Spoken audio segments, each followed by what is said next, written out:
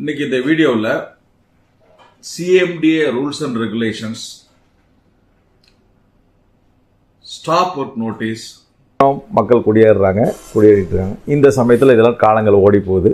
1 வருஷம் 2 வருஷம் 5 வருஷம் எப்படியோ ஓடினதுக்கப்புறம் அந்த சமயத்தில் திடீர்னு யாராவது ஒன்று முழிச்சிட்டு ஒருத்தர் வந்து கார்பரேஷன் வந்து, சார் நீங்கள் வந்து உங்கள் அப்ரூவல் பில்டிங் பிளானை கொடுங்க, இன்ஜினியர் கேட்டார் அப்படின்னு சொல்லி எவனா ஒருத்தன் வந்து வாசலில் வந்து நிற்பான். என்னடா திடீர்னு இவன்லாம் வந்து கேட்குறானே அப்படின்னு சொல்லிட்டு அங்கே போய் கொண்டு கூப்பிட்டு கொடுத்தீங்கன்னா அப்புறம் அங்கேருந்து ஒரு நோட்டீஸ் வரும். நீங்கள் அப்ரூவல் வாங்கின பில்டிங் வந்துக்கும் இதுக்கும் சம்மந்தம் இல்லை, நீங்கள் வாங்கினது கிரவுண்ட் ப்ளஸ் பொண்ணுக்கு வாங்கியிருக்கீங்க, 2 வார்டு எக்ஸ்ட்ரா கட்டியிருக்கீங்க, சைடில் இடம் விடணும்னு பிளானில் போடலை, நீங்கள் இதெல்லாம் போடலை, ஸோ உங்களுக்கு நான் ஸ்டாப் ஒர்க் நோட்டீஸ் இஷ்யூ பண்ணுறேன்னு சொல்லிட்டு அந்த செக்ஷன் 56 படி CMDA ரூல்ஸ் அண்ட் ரெகுலேஷன்ஸில் இஷ்யூ பண்ணுறாங்க. இந்த ஸ்டாப் ஒர்க் நோட்டீஸ் வந்து ஆரம்பத்தில் என்ன இருந்ததுன்னு சொன்னால், சட்டம் வரும்போது என்ன சொன்னோன்னா, யாராவது இதே மாதிரி பில்டிங் திடீர்னு கட்டுறான், அன்நேச்சுரலாக பிளான் வாங்காமல் கட்டுறான், பெர்மிஷன் வாங்காமல் கட்டுறான், இல்லை கட்டும்போது பெர்மிஷன் வாங்கிட்டு வயலேஷனாக கட்டினோன்னா அந்த சமயத்தில் இதே மாதிரி கார்பரேஷன் அத்தாரிட்டிஸ் வந்து நீங்கள் ஸ்டாப் ஒர்க் நோட்டீஸ் இஷ்யூ பண்ணலாம் ஆன் எ கண்டிஷன் தட் அந்த கன்ஸ்ட்ரக்ஷன் வந்து 3 வருஷத்துக்கு உள்ளே இருக்கணும் அப்படின்னு சொல்லி ஒரு சட்டம் ஆரம்பத்தில் இருந்தது. அதாவது வந்து இந்த சட்டம் வந்து வரும்போது ஆரம்பத்தில் பார்த்திங்கன்னா, ஏதாவது ஒரு பில்டிங் 3 வருஷத்துக்குள்ளே அன்ஆத்தரைஸ் பில்டிங் கட்டப்பட்டிருந்தாலோ 3 வருஷத்துக்குள்ளே அப்ரூவல் வாங்கி வயலேஷன் பண்ணி கட்டியிருந்தாலும் அந்த கார்பரேஷன் அத்தாரிட்டிஸ்க்கு வந்து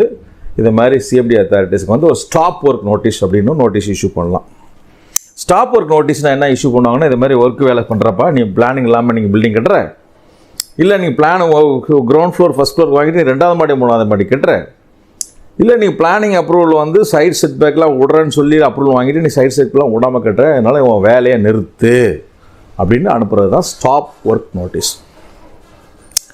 இந்த ஸ்டாப் ஒர்க் நோட்டீஸ் வந்தால் இவனுக்கு ஒன்றுமே புரியாது. என்னடா நம்ம தான் 5 வருஷமாக இப்போ பில்டிங் கட்டிருக்கோம், அப்போ 20 வருஷமாக பில்டிங் கட்டி உட்காந்துருக்கோம், திடீர்னு ஒன்று இப்படி ஒன்று இஷ்யூ பண்ணுறாங்களே அப்படின்னு சொல்லிட்டு இவன் பார்த்து குழம்பிக்கிட்டு இருக்கும்போது திருப்பி ஒரு 15 நாள் கழிச்சு திருப்பி அடுத்த ஒரு நோட்டீஸ் வரும். Demolition, lock and seal and demolition notice. அதில் நோட்டீஸ் இந்த lock and seal demolition notice என்ன போட்டுருவாங்க அப்படின்னு சொல்லி பார்த்தீங்கன்னா, இந்த மாதிரி நாங்கள் வந்து ஏற்கனவே வந்து பில்டிங் பிளான் கேட்டோம், ஏற்கனவே ஸ்டாப் ஒர்க் நோட்டீஸ் இஷ்யூ பண்ணோம், நீங்கள் வந்து பில்டிங்கை சொல்லி நீங்கள் பில்டிங் கட்டாமல் வேலையை நிறுத்தலை,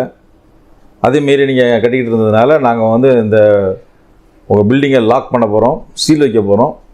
டெமாலிஷ் பண்ண போகிறோம், ஸோ அதனால் இந்த வயலேஷன் இருக்குது, நீங்கள் டெமாலிஷ் இந்த அதனால் இஷ்யூ பண்ணணும்னு சொல்லி lock and seal demolition notice issue பண்ணுவாங்க.